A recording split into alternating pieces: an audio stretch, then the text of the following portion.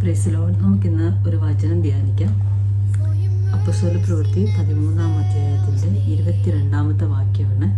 ഇവിടെ പറയുന്നത്, ശൗലിനെ നീക്കിയിട്ട് ദാവീദിനെ അവർക്ക് രാജാവായി വാഴിച്ചു. ഞാൻ ഇശായിയുടെ മകനായ ദാവീദിനെ എനിക്ക് ബോധിച്ച പുരുഷനായി കണ്ടു. അവൻ എൻ്റെ ഹിതമൊക്കെയും ചെയ്യുമെന്ന് പറഞ്ഞ് അവനെ രാജാവായി വാഴിച്ചു.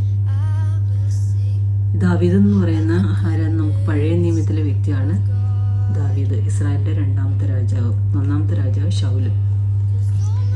ഈ ദാവീദ് എന്ന് പറയുന്ന ഇശായിയുടെ 6 മക്കളിൽ ഏറ്റവും ഇളയവനാണ് ദാവീദ്.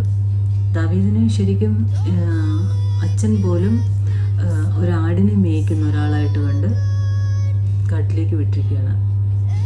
ഇവിടെ നമുക്ക് കാണാൻ പറ്റുന്നത്, ശൗലിനോട് ദൈവത്തിൻ്റെ ആത്മാവ് പറയുന്നുണ്ട്, എൻ്റെ അഭിഷിക്തനെ അഭിഷേകം ചെയ്യണം, രാജാവായി ഇസ്രായേലിൻ്റെ രാജാവായി വാഴിക്കേണ്ടവനെ അഭിഷേകം ചെയ്യണമെന്ന് പറഞ്ഞ് ശമൂവേൽ പ്രവാചകനെ ദാവീദിൻ്റെ വീട്ടിൽ വിടുക.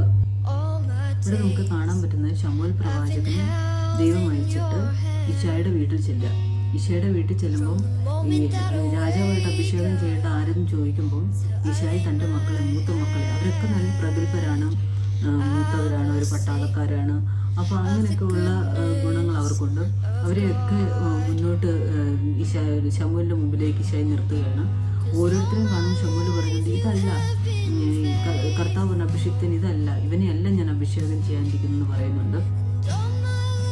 അങ്ങനെ അവസാനം സ്വന്തം അപ്പൻ പോലും പറയുകയാണ്, ഒരു ഇളയ മകനുണ്ട്, അവൻ കാട്ടിൽ ആടിനെ മേയിച്ചുകൊണ്ട് കിടക്കുക. അതിൻ്റെ അർത്ഥം അവന് ഗുണമൊന്നും ഇല്ല എന്നാണ്.